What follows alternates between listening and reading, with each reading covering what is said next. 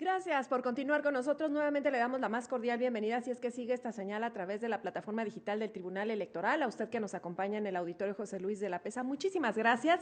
Vamos a este último trabajo del día de hoy, aquí en el marco de la 7ª Feria Internacional del Libro del Tribunal Electoral. Se trata del conversatorio Oportunidades y Desafíos de las Redes Sociales en las Democracias Contemporáneas. Permítanme, por favor, presentarles a quienes integran este conversatorio. Saludamos con mucho gusto a quien es comisionada del INAI, la maestra Blanca Lilia Ibarra Cadena. Bienvenida, comisionada.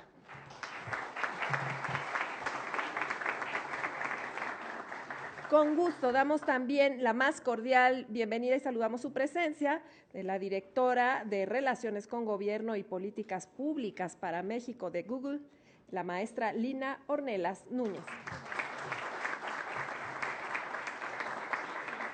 Nos distingue con su presencia también el director de Políticas Públicas para México, Centroamérica y el Caribe de Facebook, el maestro Íñigo Fernández Baptista.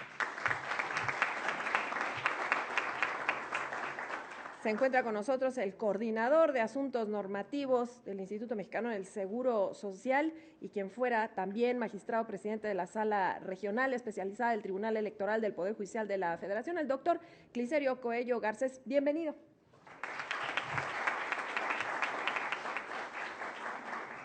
Y bueno, para moderar esta mesa ya se encuentra con nosotros quien es la magistrada presidenta de la Sala Regional Toluca de este Tribunal Electoral, Marcela Elena Fernández Domínguez. Bienvenida, magistrada presidenta.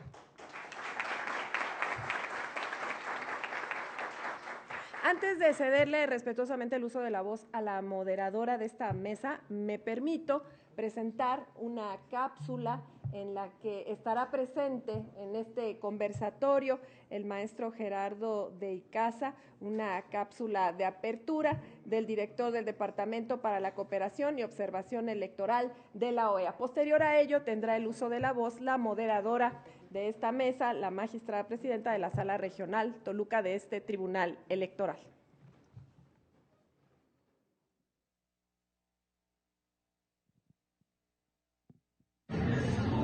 Fake news, deepfakes, memes, bulos. Todas estas palabras dicen lo mismo, desinformación. Estamos hoy en una exhibición en el Museum en Washington, D.C. sobre este fenómeno. Las redes sociales hoy han magnificado la desinformación y es uno de los mayores retos para la democracia.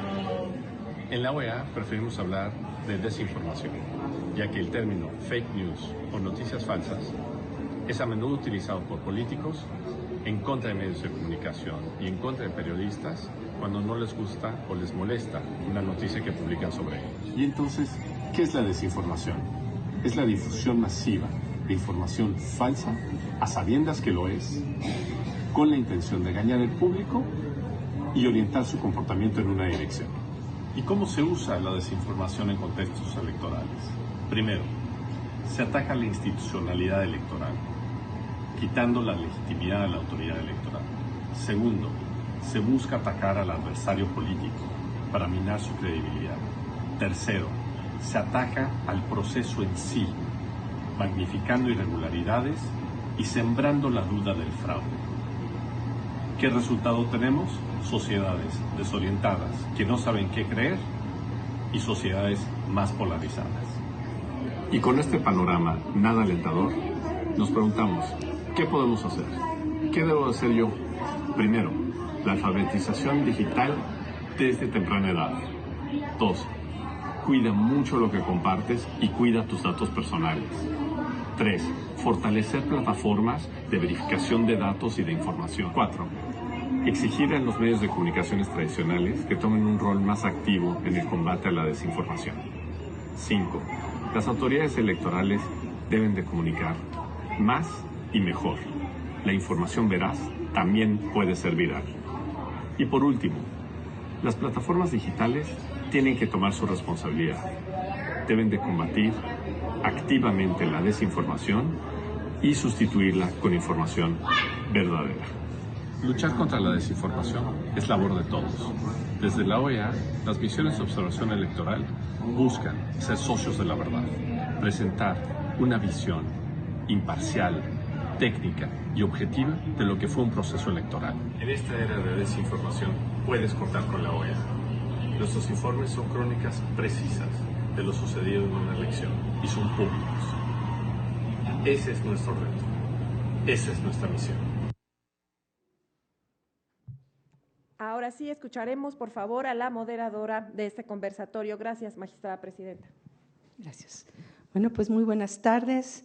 En este último conversatorio del día, oportunidades y desafíos de las redes sociales en las democracias contemporáneas, agradecemos la participación de Íñigo Fernández, Línea Ornelas, Blanca Lilia Ibarra y Cliserio Coello, todos ellos expertos en los temas que nos acompañan. En relación a sus semblanzas curriculares, estas se encuentran en la página electrónica del conversatorio. Les invito a que por favor ahí las consulten.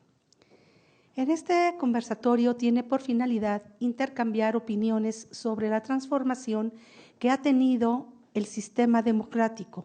Nos encontramos en una época que continúa construyendo conceptos adecuados para describir y analizar las profundas transformaciones sociales y políticas que acontecen y apuntan directamente al corazón de los sistemas democráticos.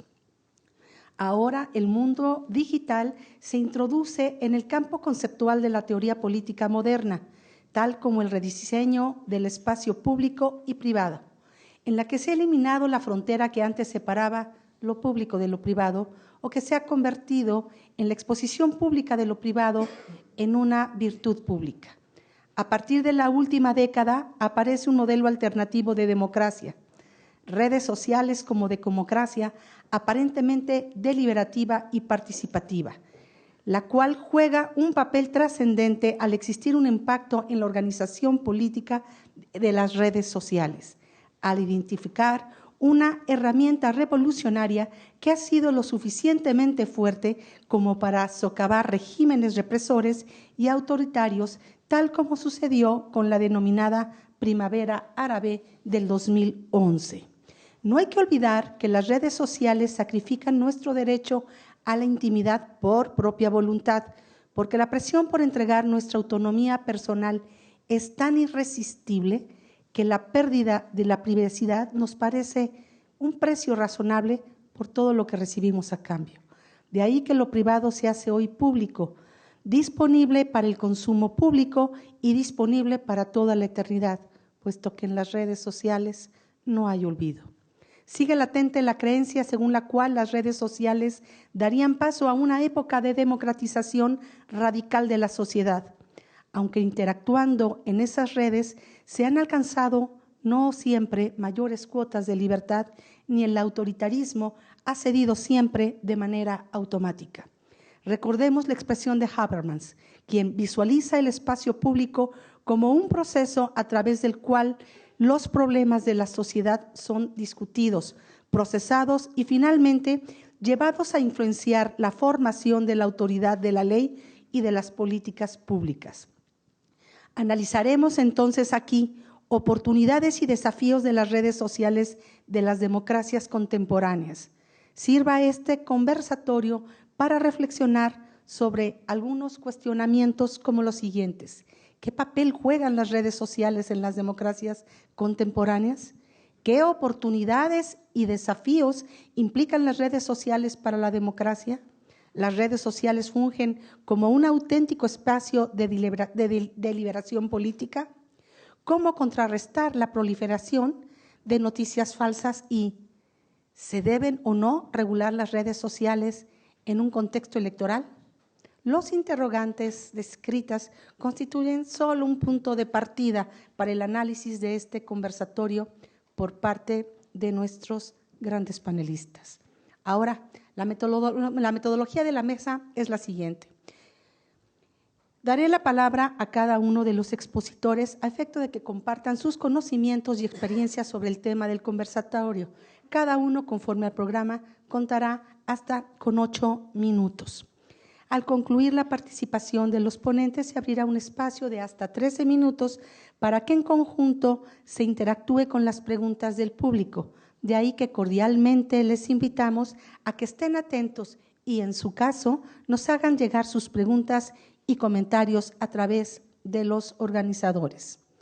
Expuesto lo anterior,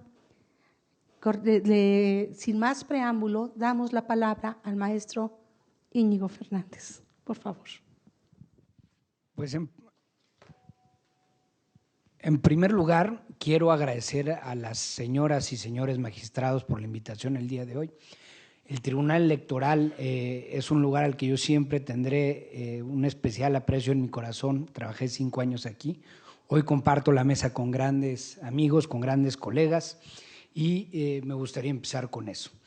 Y me gustaría decir el valor que tienen las autoridades electorales para salvaguardar la democracia de nuestro país, que tiene el INAI en esta labor democrática del país, y soy un firme creyente de que estos órganos autónomos constitucionales, en el caso del INE, del INAI y del Tribunal, del Poder Judicial de la Federación, el Tribunal Electoral, son un baluarte para la salvaguarda de derechos en este país. Y me gustaría empezar para contar una historia. Y quiero hablar del proceso electoral de 2018, considerado por muchos expertos como uno de los grandes procesos o el primer gran proceso en el que conviven exitosamente las redes sociales con los valores democráticos. Primero que nada, lo que se hizo desde el punto de vista de las autoridades electorales, de los reguladores del INAI, es garantizar la libertad de expresión. Y en todo momento las sentencias del tribunal, los criterios del INE, las resoluciones del INAI buscaron hacer eso. Y lo que hicimos fue una serie de acciones en conjunto, autoridades, empresas o plataformas de redes sociales, con el firme propósito de garantizar la integridad en los procesos electorales. Y les quiero hablar de algunos ejemplos y un poco buscando contestar las preguntas que la presidenta puso sobre la mesa. Y el primero es combatir la desinformación con la información.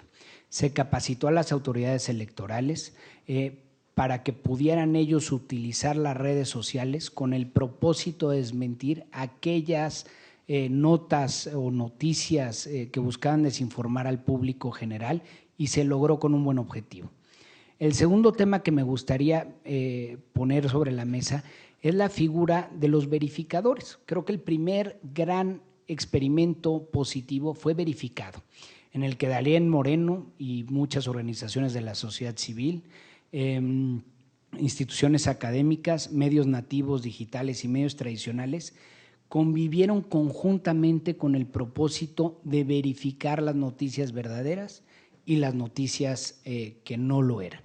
Y esto fue un ejercicio magnífico, porque con eso se logró mantener la libertad de expresión por un lado, pero por el otro lado se logró que el público pudiese identificar qué noticias tendrían que consultarse con otra fuente y cuáles no. El tercer tema que fue histórico en este país fue que se transmitieron los debates a través de las plataformas de redes sociales y llegó el mensaje de estos posibles candidatos a ocupar la presidencia de nuestro país a un público que de otra manera no hubiera llegado. Otro tema que también creo que fue un éxito en este proceso electoral fue, por ejemplo, en el caso de Facebook, establecimos junto con el Instituto de Investigaciones Jurídicas de la UNAM la pestaña de temas, en el que los expertos académicos multidisciplinarios de nuestra máxima casa de estudios pusieron los temas sobre la mesa que los candidatos tendrían que opinar o no opinar, con el propósito de que la ciudadanía tomara un voto informado sobre los temas, ya que los candidatos tendrían que establecer una postura sobre tema, por ejemplo, corrupción, derechos humanos, etcétera. Otra herramienta fue la del elector informado, en el que permitíamos a través de nuestras autoridades electorales que se consultara en qué casilla iban a votar, cuáles eran las reglas sobre la jornada electoral, y creo que esto ayudó a informar un número enorme de personas. Nosotros en Facebook estamos convencidos de que las redes sociales, las plataformas digitales terminan siendo una fuerza para el bien de las democracias, porque permite llegar el mensaje a gente que de otra manera no lo hubiera hecho. Y creo que ese es el gran tema. Sobre la pregunta que mencionaba la señora presidenta de qué tenemos que hacer para combatir la desinformación en los contextos digitales, lo dijo Gerardo de Icaza mejor que nadie. Tenemos que alfabetizar a la población sobre la responsabilidad que uno tiene para consumir información y para combatirla. Por eso, con Newsium, donde estaba Gerardo, durante el proceso electoral de 2018, sacamos una serie de infografías masivas junto con el INE, en Cívica, en el que podía la gente ver cómo detectar una noticia falsa, porque la gran mayoría de estas notas tienen un incentivo económico. Y como plataformas hemos tomado mayores pasos a partir del aprendizaje de estos procesos electorales. Y el primero que quiero decir es que hoy en Facebook ya pueden consultar el archivo de anuncios. Ustedes pueden ver perfectamente quién pautó, cuánto pautó y durante cuánto tiempo pautó. Y lo pueden ver no solo del candidato de partido A o partido B, sino que también lo pueden ver de Coca-Cola, porque está en el derecho de la ciudadanía saber quién pautó y con qué fines. Hoy, que lanzaremos en América Latina por primera vez a raíz también del exitoso aprendizaje mexicano, podrás consultar en las elecciones de Colombia, de Uruguay y de Argentina, podrás consultar quién está pagando los anuncios políticos, y no solo eso, sino la persona que se quiere anunciar tiene que demostrar que efectivamente es un candidato de ese país, tiene que demostrar que efectivamente se está pagando con recursos lícitos, y tiene que demostrar quién está detrás de la campaña. Y esto es sumamente importante porque va a existir un archivo de todo esto que se puede consultar y le va a permitir a la autoridad electoral fiscalizar. Y eso lo hacemos porque estamos convencidos en Facebook que nosotros haremos nuestra parte con alfabetización digital, garantizando la máxima transparencia y publicidad de lo que se pauta, y estamos convencidos que esta es la manera de mover adelante. Sin embargo, creo que vemos después legislaciones que lo que no podemos permitir es que se limite o se vulnere la libertad de expresión. Muchísimas gracias.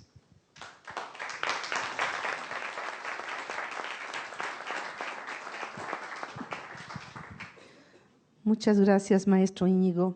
Muy interesante combatir la desinformación con información, pero al propio tiempo manteniendo la libertad de expresión a partir de ir educando a la población a que siempre consulte otro tipo de fuentes. Y además sometiendo a discusión de la opinión pública temas de importancia electoral que permiten un voto muy informado. Muchísimas gracias. A continuación, le cedemos el uso de la voz a la maestra Blanca Lilia Ibarra Cadena. Es un privilegio escucharla. Muchísimas gracias. Buenas tardes a todas y a todos ustedes. En primer lugar, quiero agradecer a los señores magistrados y magistradas la oportunidad de estar aquí en el Tribunal Electoral y desde luego a todo el equipo de trabajo que ha hecho posible la 7ª edición de esta Feria Internacional del Libro, que además combina un tema por demás relevante y actual, como ya se ha dicho, la democracia y las tecnologías.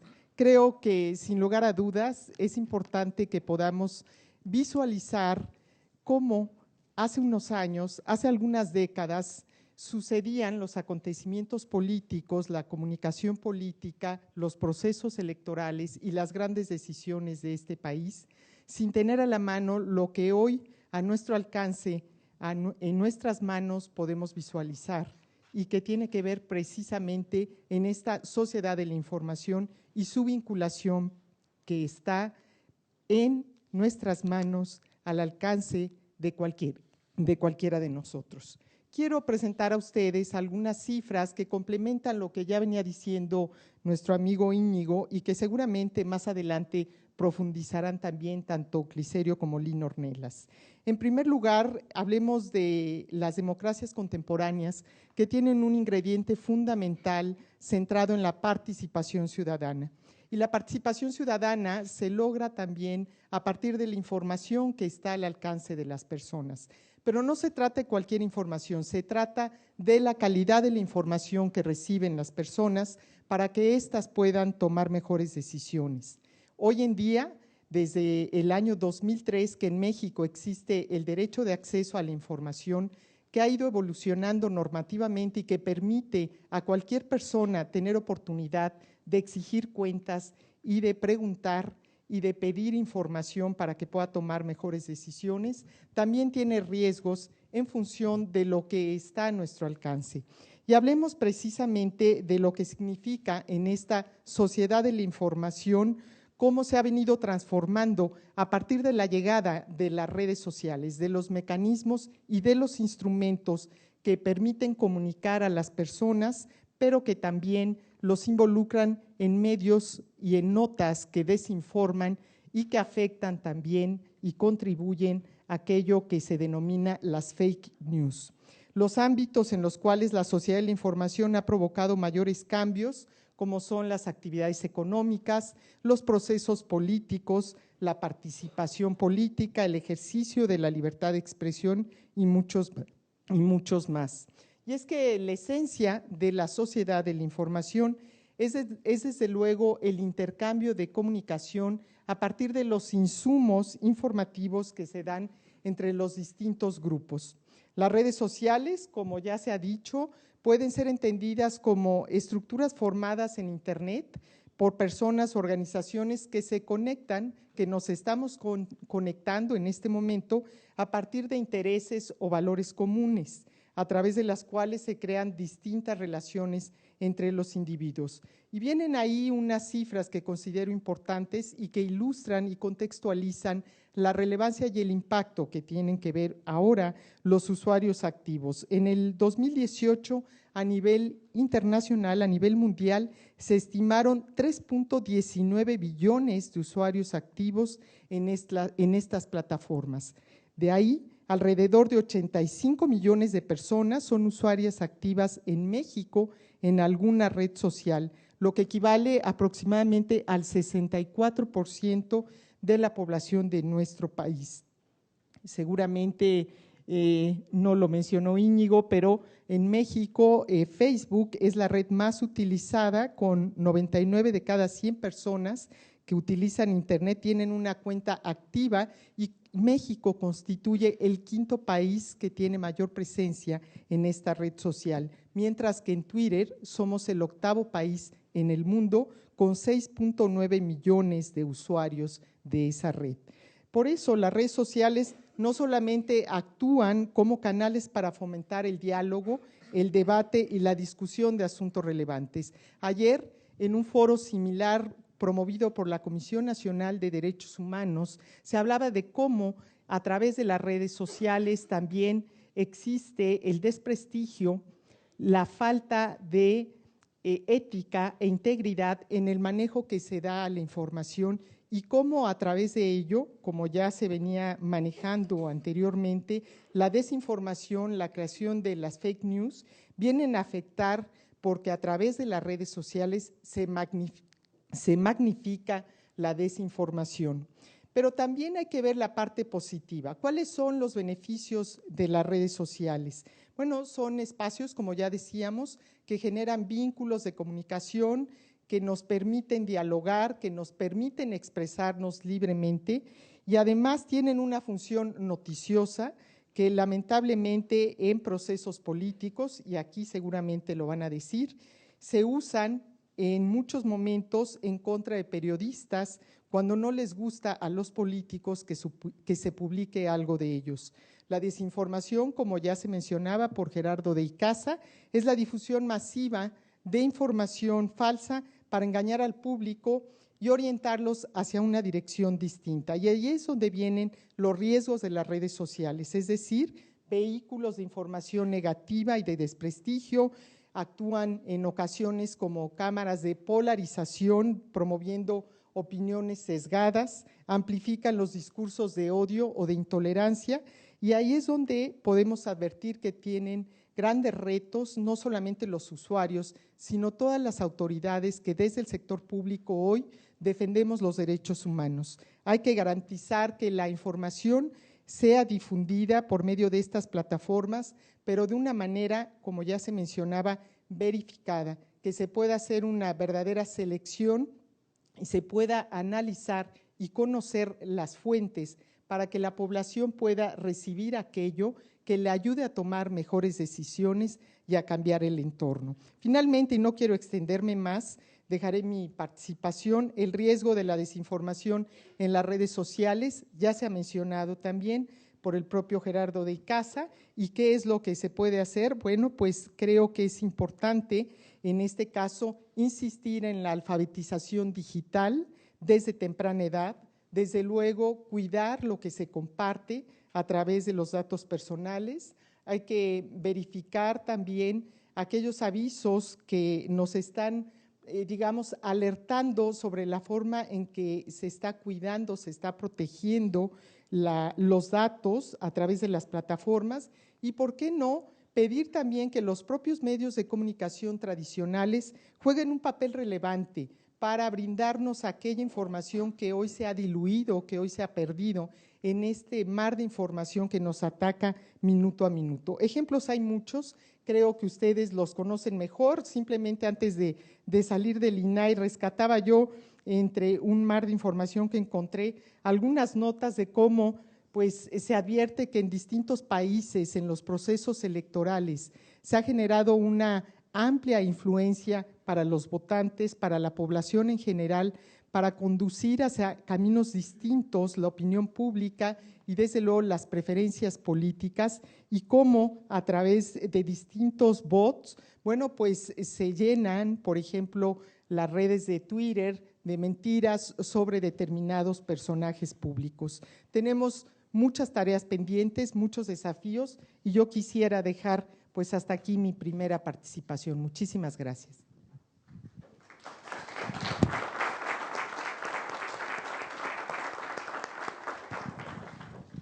Muchas gracias, maestra Blanca Lilia Ibarra. Excelente su participación. Las nuevas tecnologías permiten tener o dar información a todos, está al alcance de todos. En la democracia participativa, la ciudadanía requiere de información, pero no de solo información, sino de también calidad en la información. Entendiendo que las redes sociales actualmente en nuestro país alcanzan un porcentaje muy elevado, así como advertimos estos beneficios, también existen riesgos, desinformación, falta de ética en el manejo de las redes sociales, la intolerancia y la forma en que todo esto se magnifica. Y de nueva cuenta se pone aquí el dedo, alfabetización en la materia digital. Gracias. A continuación, tendremos el gusto de escuchar a la maestra Lina Ornelas Núñez. Muchísimas gracias, presidenta, y de verdad gracias a los organizadores por considerar la participación de Google. Yo tengo un video muy corto, no sé si lo pueden poner en este momento, pero me gustaría muchísimo compartirles que la misión de Google es organizar la información del mundo y hacerla disponible y útil para todos los usuarios. Y pues imagínense, en cuanto a información que tiene que ver con la democracia o procesos electorales, pues es todavía más importante.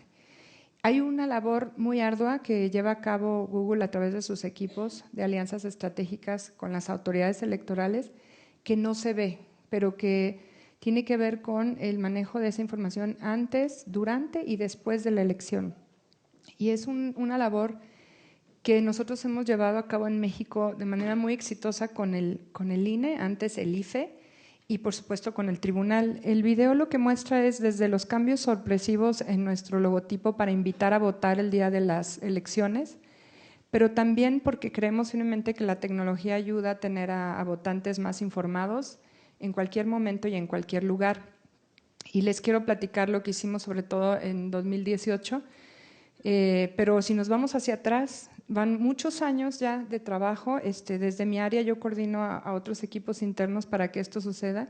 Y, por ejemplo, desde el 2012 desarrollamos proyectos en conjuntos con el INE para hacer que esta información aparezca. Por ejemplo, ¿dónde está mi casilla? ¿No? Eso que es lo más común. Ese es como lucía digamos, la página o la interfaz en aquel año, ¿no? y podíamos llegar a nuestra casilla. Pero también, por ejemplo, en YouTube, pues los debates presidenciales fueron transmitidos en todas las elecciones y llegaron hasta 130,000 espectadores simultáneos y más de 1.800.000 reproducciones. Esto es poderosísimo porque sabes por quién votar. Y también nos sirve el buscador para denunciar irregularidades y en conjunto con la sociedad civil hemos ayudado a que los ciudadanos puedan saber cómo llegar a presentar estas quejas. Trabajamos con Observa México, con la Red Rompen Miedo, la Red por la Defensa de los Derechos Digitales, con Artículo 19, etcétera. También después de la elección, durante la elección es qué candidato está ganando y en qué lugar de la República. Muchos de estos son interfaces también ya viejas, de hecho el logotipo nuestro estaba todavía sin modificar, pero tan solo con señalar un estado podías ver el contenido de los votos del INE en ese estado. Y pues ahora ha evolucionado todavía más porque mandamos notificaciones cuando el conteo se termina y esto es todo para abonar a nuestra misión, como les decía, que es organizar la información del mundo, pero en temporada electoral es todavía más importante. Y bueno, todavía hay mucho más, pero no quisiera enfocarme solo a esto, sino a los temas que nos pidieron abordar. Pero también con el Tribunal Electoral trabajamos muchísimo para poder explicar cómo funciona el modelo, por ejemplo, de anuncios electorales, cuáles son nuestros términos del servicio, las políticas que tenemos al respecto. Y el Tribunal ha tenido resoluciones muy relevantes. Usted mencionaba, Presidenta, que si hay que regular o no las plataformas. Creo que el Tribunal ha tenido una labor muy relevante en eso y también el INE, porque el INE ha organizado eventos. Hubo uno muy relevante en materia de desinformación y ahí el INE hizo énfasis en el hecho de que regular las plataformas de Internet no necesariamente es la respuesta a los problemas de desinformación de campañas, porque en los modelos de gobernanza de Internet las respuestas o las soluciones son multiactor o multiparte. No es siempre a golpe de ley que se pueden resolver los temas en la era digital, porque eso supondría que el Estado puede solo resolverlos. Aquí lo estamos viendo con distintos casos, desde el tema de la alfabetización digital para poder identificar una noticia falsa o verificarla después, hasta la intervención muy en el momento adecuado de las autoridades electorales para, poner la información oficial. Nosotros tenemos activaciones dentro de los celulares, por ejemplo, y en las plataformas para poder ver cuál es la información oficial del INE, de modo que puedas disminuir pues la incertidumbre respecto a una noticia falsa. Y creo que aquí lo que es relevante es que para nosotros la desinformación, el spam, etcétera, son temas muy, muy serios, porque no es un problema nuevo, pero ya desde hace muchísimos años los rumores, la propaganda, son retos existentes, ¿no?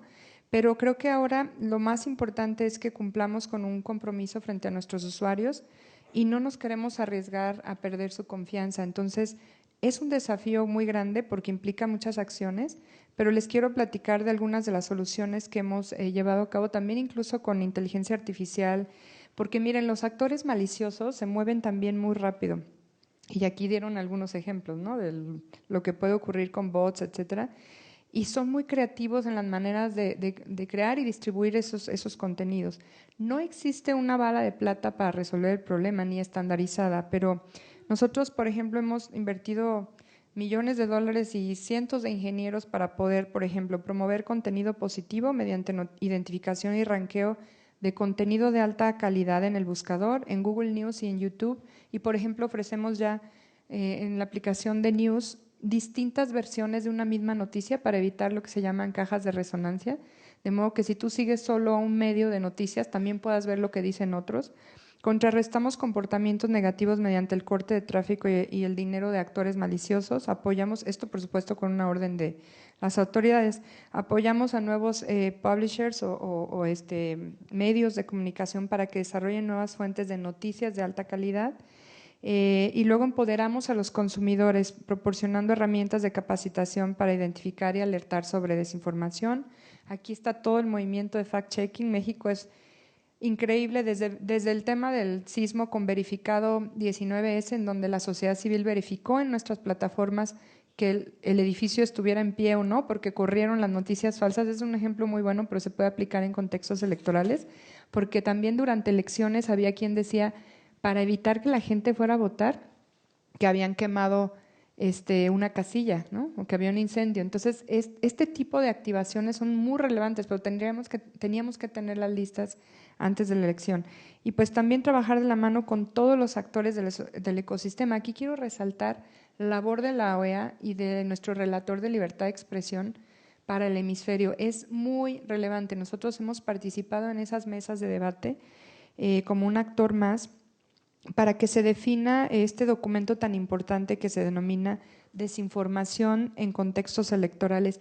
Aquí se ha analizado muchísimo cuál es el rol de las plataformas, cuál es su responsabilidad y hasta dónde llega. Y por último, para cerrar quizá esta primera intervención, les quiero contar que el Tribunal Electoral tiene varias resoluciones, pero entre ellas hay unas importantísimas que pone a México de verdad a la vanguardia como autoridades electorales. Hace poco estuvo nuestro head para mercados emergentes, el director, y estaba sorprendidísimo de ver el avance, digamos, porque nosotros somos ejemplo en el mundo en cuanto a tener claridad de cómo funciona el Internet y hasta dónde llega la responsabilidad de una plataforma. Y hubo un caso muy sonado en donde durante las elecciones se calumnió a un candidato a elecciones. Y otro de los candidatos decía que era culpa de la plataforma también, que había una responsabilidad nuestra porque aparecía esa información. La resolución es muy buena porque dice que no es responsabilidad del intermediario. Sin embargo, nosotros bajamos eso porque la calumnia viola nuestros términos del servicio, ¿no? Pero lo que quiero decir es que hay claridad respecto a que no puedes a veces imponer una responsabilidad intermedia. Por supuesto, el que tomemos acciones proactivas para que tengamos contenidos de calidad y para que se disminuyan cuestiones que pueden dañar a la democracia es nuestro compromiso y estamos abiertos a la conversación y a las preguntas que surjan. Muchas gracias.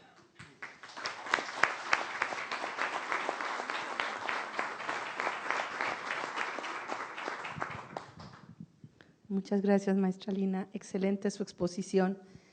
Las nuevas plataformas digitales ayudan a la desinformación, organizando precisamente la información en tratándose de procesos electorales antes, durante y después. Como pregunta que surgen todas estas cuestiones en relación a si deben o no regularse las plataformas, se entiende que no necesariamente, porque esto se trata de una cuestión o una solución que es multiparte. Además de ser multiparte, parece ser que requiere de múltiples mecanismos. De nueva cuenta, alfabetización digital, información oficial, se promueven contenidos positivos, diversas versiones de una misma noticia, corte de tráfico de actores o noticias maliciosas, nuevas fuentes de información y el empoderamiento de la ciudadanía con información veraz. Muchas gracias. Finalmente cedo la palabra a un amigo de casa, doctor Cliserio Coello Cortés, por favor. Muchas gracias, magistrada presidenta. Muchas gracias también por esta espléndida moderación. Siempre, como lo ha dicho Íñigo, cuando uno regresa al tribunal, pues tiene grandes satisfacciones de encontrar amigos, amigas, compañeros, y puedo decir que esta mesa de diálogo también es una mesa de amigos, de tal manera que a mí me da mucho gusto estar aquí, pero sobre todo en torno a un tema que creo que es sumamente interesante, porque difícilmente podemos concebir hoy los sistemas democráticos sin la interacción de la ciudadanía a través de las redes, a través de las plataformas digitales, a través del Internet. Podríamos decir que hoy se han integrado nuevamente los kioscos ciudadanos, aquellos que estaban en las plazas públicas, en donde asistían los vecinos para intercambiar puntos de vista, y hoy tenemos kioscos virtuales a través de estas redes donde las personas deciden participar voluntariamente, integrarse, generar comunidades virtuales, a veces con denominadores comunes y otras veces a partir de determinados elementos que hacen que un grupo de personas tengan un punto de confluencia. De tal manera que si hace 10 años en los órganos electorales, sobre todo en las autoridades administrativas. Reflexionábamos sobre la apatía ciudadana en la participación política y todos los programas de educación cívica de finales del siglo XX planteaban como reto por qué el ciudadano está alejado de la cosa pública, por qué no interactúa, por qué no participa. Hoy es un debate que podríamos decir, si no está superado, siempre que hablamos de la participación en los asuntos públicos, en el debate permanente, volteamos a ver a las redes sociales. Es decir, ahí hay un mecanismo muy importante del sistema democrático, ahí se está generando ciudadanía, ahí se está deliberando, ahí se está generando información, se está debatiendo diversas posturas ideológicas, ahí también se hace oposición, ¿sí? Se reflexiona sobre las acciones gubernamentales o no, se discuten las plataformas políticas, las ideológicas, también las posturas legislativas, de tal manera que hoy la ciudadanía tiene una participación activa, pero en un lugar diferente, diríamos, en estos kioscos virtuales que son las redes. Y claro, este no es un fenómeno que esté ausente de algunos mecanismos, diríamos, que en ocasiones no tienen una buena intención y porque a veces se utilizan estas redes para la desinformación, para la fake news o en ocasiones para controlar las redes a través de estrategias para hacer llegar información segmentada a determinados sectores de la población con ánimo de influir la toma de las decisiones a partir de sistemas integrados que permiten, a partir de una estrategia, poder condicionar las voluntades de las personas. Por eso, recientemente, a partir del 2016, si bien es cierto el término fake news se popularizó, no significa que sean términos del todo novedosos, porque siempre ha existido la manifestación o la publicación de información falsa, o siempre hemos tenido elementos de desinformación, pero es verdad que a partir del 2016 podemos advertir que estamos reflexionando alrededor de dos conceptos, el de posverdad, ¿no? Y el de fake news. Y el de posverdad porque después de que se toma una serie de decisiones a partir de lo que puede ir configurando la opinión pública, se llega a una reflexión posterior de si esa decisión orientada por determinada información estuvo dotada de elementos de veracidad, sí o no. El caso del Brexit, por ejemplo, es uno de los casos que nos permite reflexionar sobre estos dos conceptos, ¿no? La posverdad y la fake news en el momento de la cantidad de desinformación que había en relación a el futuro de un país y si era pertinente o no mantener un vínculo con la Unión Europea. Meses después se reflexiona sobre toda esa información que estuvo ahí presente, muchas de estas, desde luego, cargadas de un contenido de falsedad, en donde se difundían en ocasiones hasta mitos sobre el futuro. Y hoy en día seguramente hay más información sobre las consecuencias que pudiese tener una decisión como estas. Bueno, y también en las elecciones de Estados Unidos pudimos advertir estos elementos, es decir, las acusaciones sobre estos servicios integrales para condicionar a determinados sectores de la población con determinada información falsa.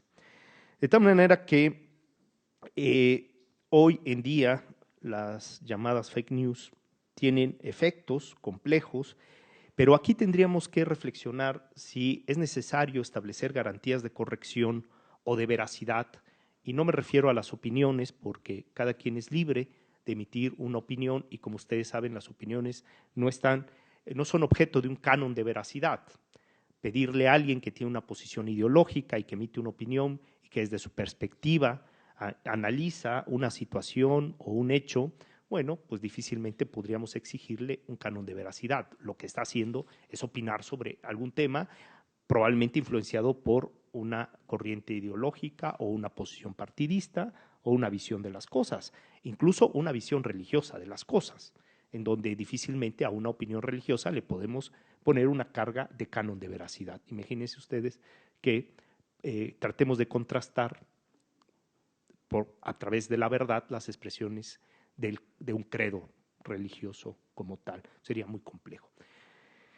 Es decir, me refiero a los hechos, a la difusión de hechos falsos, a esa desinformación que no está basada en opiniones, que siempre son contrastables, que siempre están sujetas a debate, sino a la difusión de hechos falsos. Y ahí, desde luego, en el caso mexicano, también tenemos que entender que existe toda una corriente jurisprudencial sobre el tratamiento de la calumnia, que es una imputación directa a una persona de la comisión de hechos o delitos falsos.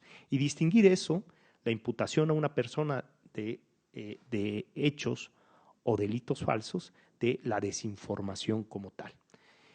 De tal manera que cuando estamos frente a la desinformación, si bien es cierto, estamos narrando noticias o hechos que faltan a la verdad, también lo es que ese tipo de fenómenos nos hace plantearnos una serie de interrogantes. Por ejemplo, ¿cómo se pueden distinguir lo que es verdadero de lo que es falso? Cuando alguien analiza sus redes sociales, discernir entre la verdad y la falsedad a veces es complejo, ¿no? Si se dice que hay desabasto de medicamentos y las razones que hay sobre ello, pues difícilmente podemos discernir en relación a ello, o si el régimen de pensiones llegará a su crisis y hará que las personas que hoy tienen 30 años no puedan gozar de un régimen de pensiones dentro de 35 años, por ejemplo. Bueno, discernir entre la verdad y la falsedad en este tipo de elementos a veces es sumamente complejo. Aquí quizá tendríamos que entonces establecer una segunda interrogante. ¿Puede el Estado impedir la circulación de la información y tratar de poner garantías de corrección o de veracidad a la información que circula en la sociedad? Que ahí está el tema. Y una tercera interrogante vinculada a esta. ¿Qué hacer frente al fenómeno de la desinformación sin vulnerar la libertad de expresión? Algunos países, como Alemania, han decidido optar por la vía de la regulación. Recientemente, el Bundestag, que es el Parlamento alemán, aprobó la primera ley europea que obliga a las redes sociales en Internet, como Facebook o Twitter, a eliminar de sus plataformas los contenidos falsos. Es decir, lo elevó a nivel de una ley, la obligación de que las redes sociales verifiquen y eliminen contenido falso. Se está discutiendo en Rusia si se regulan o no las redes sociales, y en Italia se ha propuesto una multa de hasta 5.000 euros a quien difunda noticias falsas, exageradas o tendenciosas. Es decir, la difusión. Alguien diría, eso incluye si yo le doy un retweet, ¿no?, a una información que me llega y que me aparece, porque alguien que es integrante de mi red social, pues a su vez ha retuiteado o ha publicado en su portal de Facebook una información de esta magnitud. Bueno, algunos estados han optado por la regulación porque han considerado que llevar al campo jurídico y de la obligatoriedad de la ley los controles de la desinformación es uno de los caminos. Desde nuestra perspectiva, no todo lo que está en el contexto social debe ser objeto de regulación. Hay una serie de elementos, y ahí están los valores, la axiología, la ética. Existe una serie de conductas sociales que tienen rechazo social, pero no necesariamente son antijurídicas. Es decir, ¿cómo podemos controlar la desinformación sin vulnerar la libertad de expresión? Porque, como decía Hamilton, cuando la ley toca la libertad, se reduce la libertad. Cuando estamos pidiendo que algo se regule es porque queremos que se le ponga límites, fronteras, contornos, que se le pongan requisitos, horarios. Es decir, cuando decimos es que no está regulado, es porque el legislador no ha tocado esa libertad y al tocar esa libertad, indiscutiblemente tiene que ponerle límites, fronteras y contornos. ¿Cómo entonces poder combatir la desinformación en nuestros sistemas democráticos sin afectar la libertad de expresión? Y yo creo que ahí está, como lo ha planteado muy bien la presidenta al moderar esta mesa, ese es uno de los retos del sistema democrático. ¿Cómo evitamos coartar el debate público, la libre configuración de la opinión pública con los riesgos que eso lleva? Que a veces se construye una opinión pública basada en elementos falsos y que al paso del tiempo puede contrastarse y advertirse. Y esto tiene un efecto inmediato en materia electoral. ¿Por qué? Porque los tiempos son muy ágiles, las elecciones tienen una fecha fatal, de tal manera que en ocasiones contrastar esta desinformación sobre noticias o hechos falsos es muy complejo y eso lleva a que la ciudadanía tome decisiones a partir de la información que recibe. No se puede participar en la vida pública sin información. La información es el elemento más importante para la toma de las decisiones. Si yo los invito a ustedes a que tomen ahorita una decisión sin saber de qué, pues difícilmente podrán tomarla al menos con libertad, con autonomía sobre la cuestión o sobre el planteamiento. Si ustedes no conocen las plataformas políticas, las propuestas, o si no tienen información, difícilmente pueden discernir el sentido de su voto. De tal manera que la desinformación sí juega un papel perjudicial para el sistema democrático, pero tenemos que reflexionar si el Estado se tiene que convertir a través del derecho en un Estado purificador de las ideas y de las manifestaciones. Si tiene que ser el filtro, si tiene que ser el elemento que genere una garantía de corrección sobre el comportamiento y las expresiones de los ciudadanos. Eso sin desconocer, desde luego, o sin pasar por alto que es reprobable la desinformación para la toma de las decisiones, condicionar a la ciudadanía a tomar erróneamente las decisiones. Pero pueden haber otros esquemas para corregir, como la sociedad en el debate puede contrarrestar las ideas y la información falsa, cómo los medios de comunicación pueden establecer sus esquemas de verificación, cómo las redes sociales habilitan las posibilidades de denunciar un contenido falso. Hoy la gran mayoría de las redes sociales permiten que el ciudadano, en esta autorregulación social, en esta contraste entre los propios ciudadanos, cuando alguien emite una información falsa, otro ciudadano denuncia y advierte a la red social sobre la falsedad o el perjuicio que puede generar esa información. Es decir, hay otros mecanismos en donde la sociedad puede generar sus propios contrapesos. La libertad de expresión es así.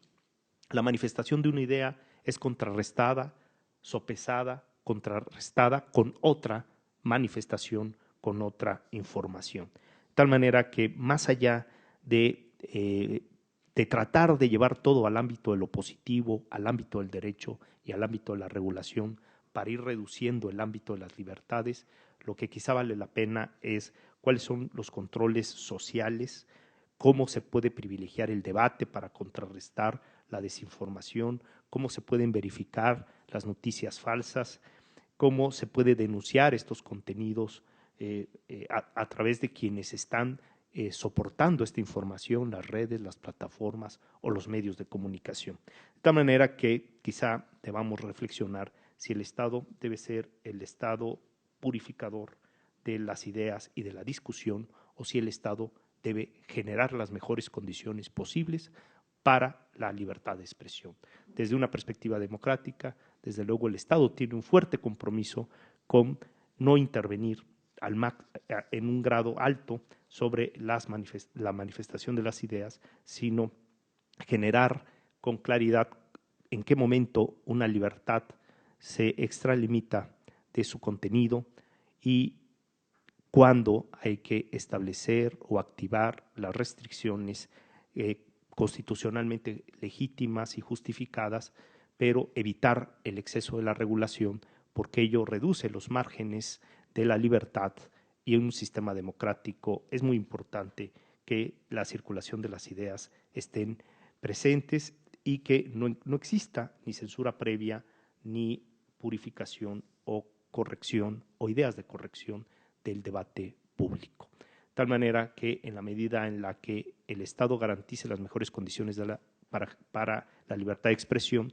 también se dará ahí, en el debate político, la posibilidad de rechazar cualquier elemento de desinformación o de manipulación, pero a partir del propio debate público. Muchas gracias por su atención.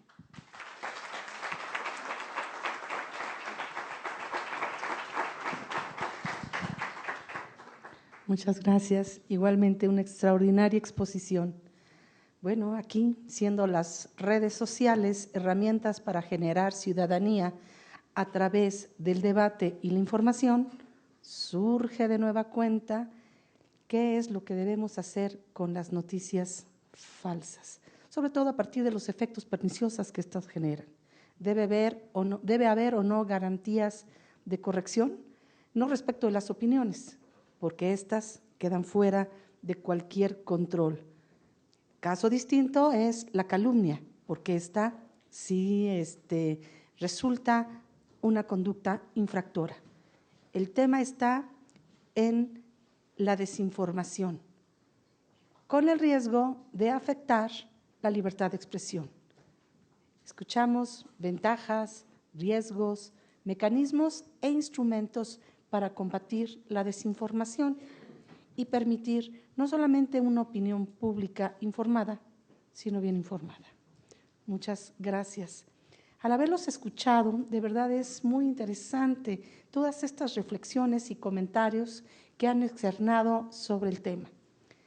Bueno, pasaremos a nuestra sección de preguntas del público, si las hay. Muchas gracias. Bueno, tenemos aquí 3 preguntas para nuestros panelistas. ¿En qué medida el uso de las redes sociales influyen en la democracia del país?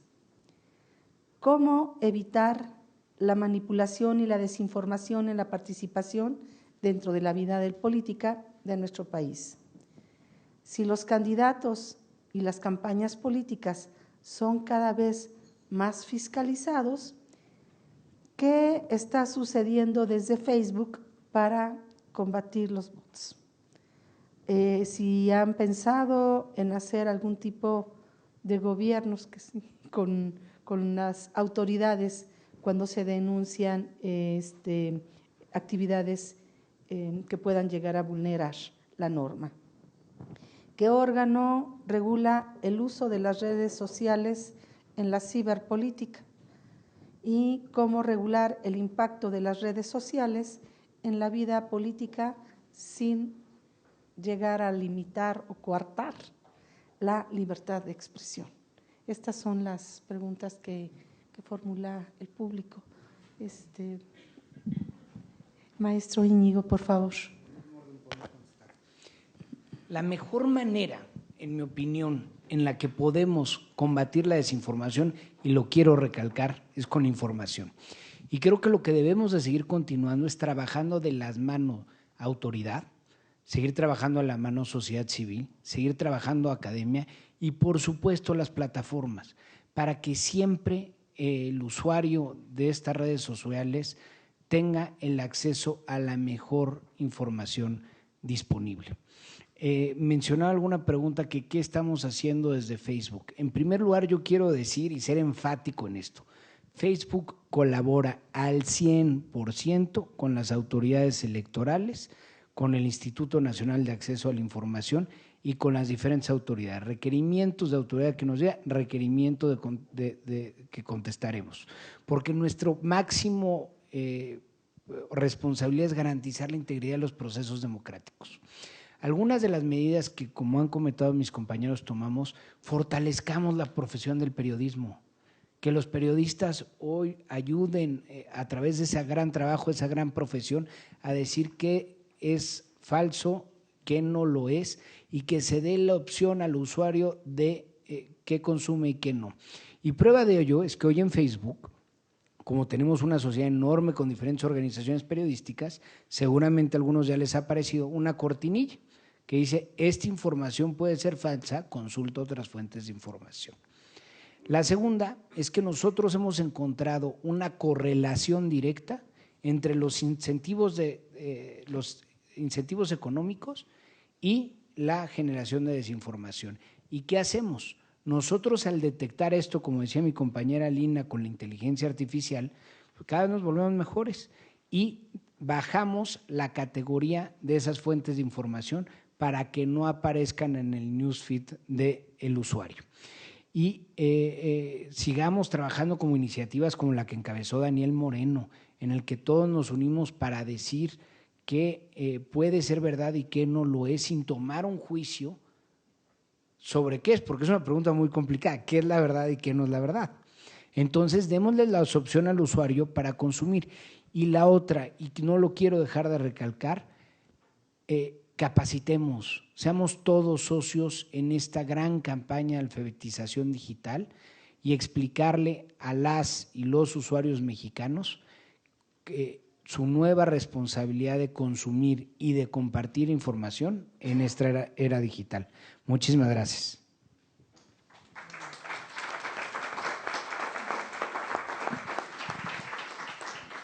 Cedo el uso de la voz a la maestra Lina Ornelas, por favor.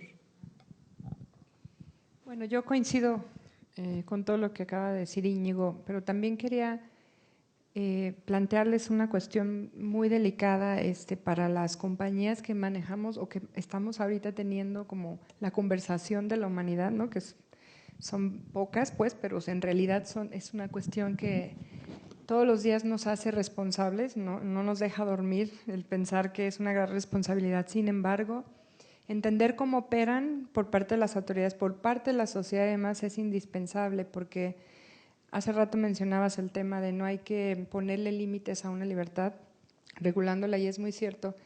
Cuando tú obligas a un intermediario a tomar una acción respecto a la información que pasa por ahí, lo conviertes en un censor. O sea, el que una compañía decida qué se quita, qué no se quita, solo, de motu propio, genera realmente un problema mucho más grande. Entonces, lo que mencionamos aquí es lo que importa, es decir, una conversación entre todos los actores.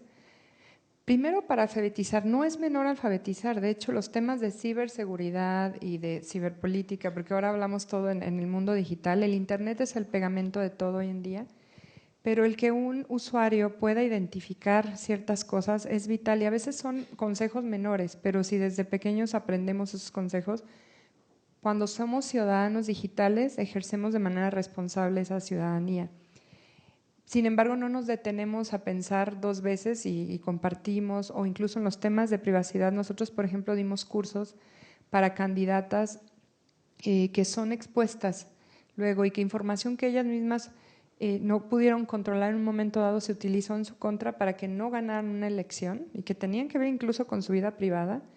Es muy importante. Entonces, si tenemos a usuarios alfabetizados, tiembla, ¿verdad? De repente se mueve el escenario. Eso es como una herramienta básica. Y luego lo que mencionaba Íñigo, vamos a volver a la era de las editoriales, del periodismo serio de investigación, periodismo basado en datos, no en opiniones, en hechos fácticos, para que podamos ir a fuentes seguras. Muchos decían, cuando los blogs empezaron a proliferar, que pues ya iban a desaparecer medios tradicionales, porque cualquiera tenía un blog de noticias, pero yo creo que al revés, ahora volvemos a qué dicen aquí los medios serios, los que se dedican de manera consuetudinaria a hacerlo. Y también entender que las plataformas fortalecen la democracia, porque nos permiten alzar la voz, nos permiten exigir rendición de cuentas. Entonces es una convivencia, es compleja, sí, porque existen mecanismos que todos los días cambian y hay que estar detrás de ellos, la tecnología todo el tiempo cambia, y sí tener muy claro, como la OEA está analizando, qué le toca a cada actor, porque miren, hemos vivido temas recientemente en donde se ha criticado muchísimo quizá a compañías por algún tema de desinformación que pudo causar un resultado electoral, pero no hemos hablado también de la responsabilidad que tiene un partido político al contratar a una compañía que se dedique a hacer analytics, ¿no? Casi no se habla de eso. Y en México tenemos una ley de protección de datos en posesión de sujetos obligados que es muy, muy buena y novedosa porque sujeta a los partidos políticos a proteger los datos personales y usarlos para una finalidad y no violentar eso. Entonces, a mí me parece que también hay que poner sobre la mesa que no todo es una red social ni una plataforma. ¿Quién contrató a otra compañía para usar datos indebidamente, ¿no? Y que hay que decirlo, pero aquí todos tenemos una parte de la responsabilidad. Lo que sí creo es que este tipo de foros son muy importantes. Me alegra mucho ver universidades conectadas al evento. Tenemos que fortalecer la democracia justo así. Hablando entre todos y estableciendo como los mínimos. Yo los invito, nosotros tenemos algunas ligas, en el buscador las pueden encontrar sobre cuáles son los consejos para poder encontrar información, tener la verificación de datos, fuentes distintas, para que no nos encerremos en una caja de resonancia, etcétera. Entonces estamos abiertos a este tipo de eventos. Muchísimas gracias.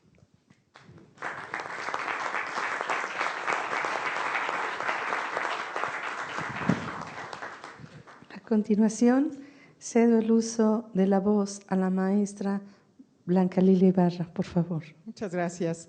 Pues yo solamente haría un comentario final a propósito del título de esta 7ª Feria Internacional del Libro, Democracia y Nuevas Tecnologías. Creo que a partir de eso podemos nosotros encontrar todas las virtudes que ya mencionaba Cliserio, de cómo se ha logrado vencer la apatía ciudadana en los asuntos públicos, de cómo se ha logrado una interacción mayor con las autoridades y los ciudadanos a partir de las plataformas que hoy nos permiten tener una libre expresión de nuestras ideas y cómo podemos usarlas a nuestro favor.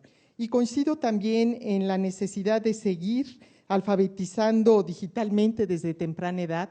Creo que es muy relevante que quienes no somos nativos digitales, bueno, pues nos apuremos, nos pongamos las pilas precisamente para que por un lado contribuyamos a distinguir la información que no corresponde, para que fortalezcamos el derecho a la verdad, para que logremos utilizar los instrumentos normativos como el derecho de acceso a la información pública para contrastar la información que por un lado nos dan a conocer en las redes sociales y por otro lado las fuentes que ya mencionaba Lynn Ornelas, las fuentes originales que nos van a permitir identificar aquella información que corresponde a la verdad. Los modelos de comunicación tienen que ser más horizontales, la comunicación política también creo que debe de estar impregnada de un ingrediente de ética y de integridad para que no se convierta en los procesos electorales, las redes sociales, los instrumentos en donde se manipule la opinión pública. Hay que seguir, como bien dice nuestro amigo Íñigo, trabajando en alianzas con las organizaciones de la sociedad civil, con la academia, con las instituciones públicas que velan por los derechos humanos, por los derechos ciudadanos, para que, como este proyecto de Verificado 2018, se siga haciendo en distintos momentos que se requieren en este país. Y finalmente, yo creo que debemos mantener este espíritu combativo de cuestionar, de preguntar, de opinar, de deliberar, pero sobre todo de dialogar, con base a los valores que nuestra democracia requiere. Y estos valores tienen que ver, desde luego, con responsabilidad, con respeto, con pluralidad y con inclusión. Muchísimas gracias.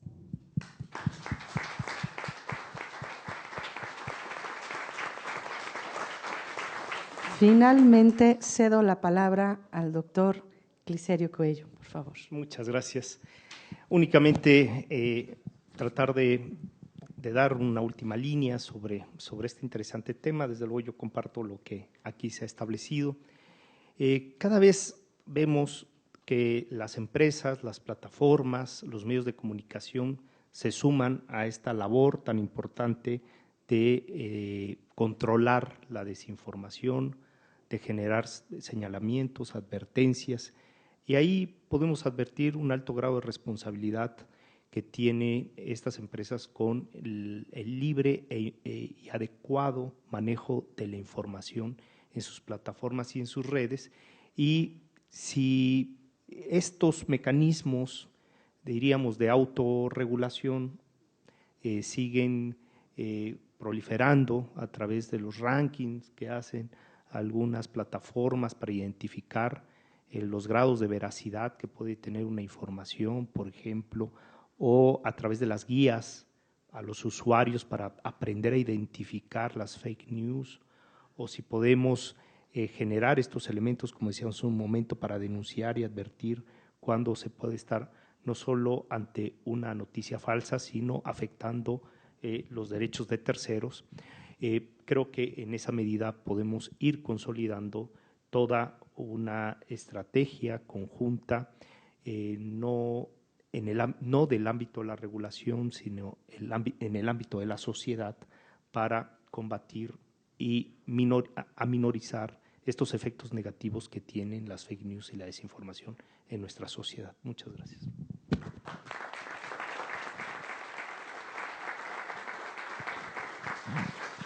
Bueno, pues ha sido un verdadero honor y privilegio estar con tan extraordinarios ponentes, escuchando en realidad temas tan interesantes, tan profundos, tan bien tratados. Muchas felicidades de verdad a todos ustedes.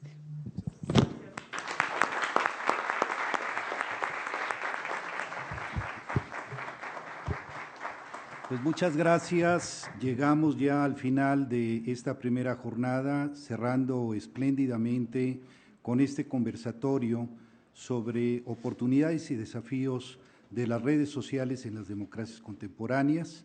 Agradecemos el enlace remoto de Gerardo Di Casa, las brillantes participaciones de nuestros amigos Íñigo Fernández Baptista, Clicerio Coello, Lina Ornelas, la comisionada Blanca Lili Ibarra Cadena y la extraordinaria moderación por parte de nuestra magistrada Marcela Elena Fernández Domínguez. Muchas gracias, magistrada. También queremos distinguir los enlaces remotos, como bien advirtió Lina Ornelas, que hemos tenido en este segmento de la FIL con la Universidad Autónoma de Tlaxcala, que dicho sea de paso, el rector de esta universidad, el doctor Luis González Plasencia, en todo momento ha estado apoyando con toda una serie de red de universidades autónomas estatales. También tuvimos un enlace con la Sala Jalapa, con la Universidad Autónoma de Querétaro, con la Universidad Panamericana de Aguascalientes, donde el doctor, el director de la Facultad de Derecho de la Universidad Panamericana, el coordinador de posgrado de Derecho también en la UP de Aguascalientes nos están siguiendo. Muchas gracias por seguirnos de manera remota,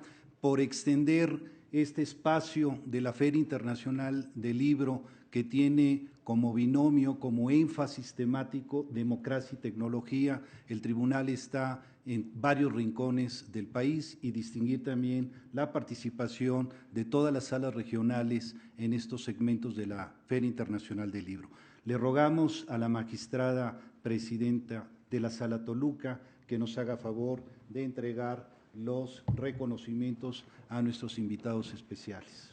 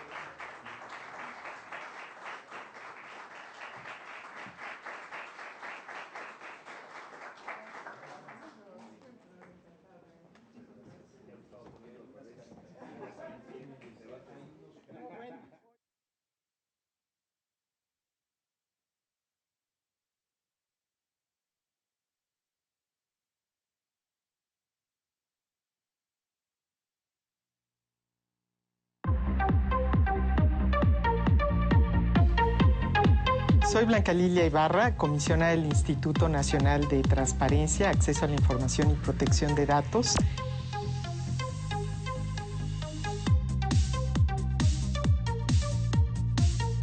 Creo que la proliferación de la información que se da a partir del manejo de las redes sociales es sumamente relevante y determinante para muchas decisiones de las y los mexicanos. Y todos aquellos que gusten acompañarnos el 25 de septiembre a las 6:30 de la tarde dentro de la Feria Internacional del Libro. Tribunal Electoral del Poder Judicial de la Federación.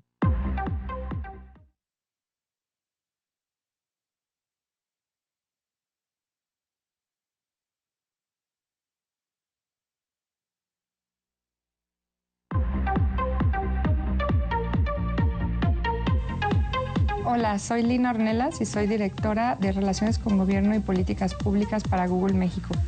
Y en esta ocasión te quiero invitar a la 7ª Feria Internacional del Libro.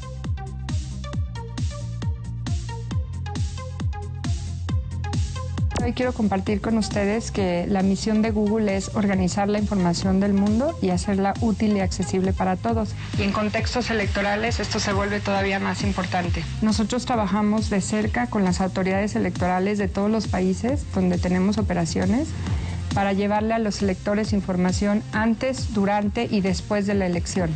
Tribunal Electoral del Poder Judicial de la Federación.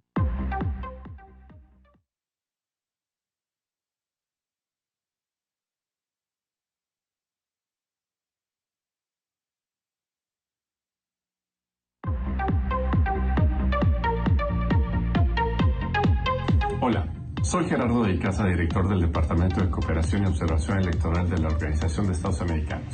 Si te interesa la política y la comunicación, no te pierdas el conversatorio Oportunidades y Desafíos de las Redes Sociales en las Democracias Contemporáneas. La cita es el 25 de septiembre durante la 7ª Feria Internacional del Libro del Tribunal Electoral del Poder Judicial de la Federación. Ahí nos vemos.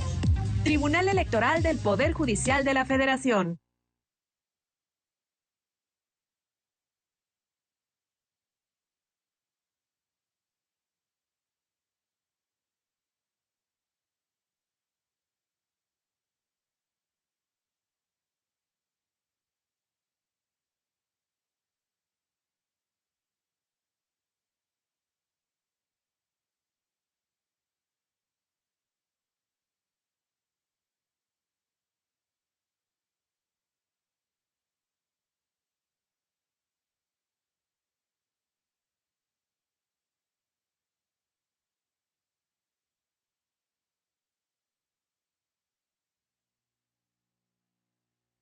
Hoy, la democracia se escucha así. Es importante que salgan a votar. En el futuro cercano, podría escucharse diferente.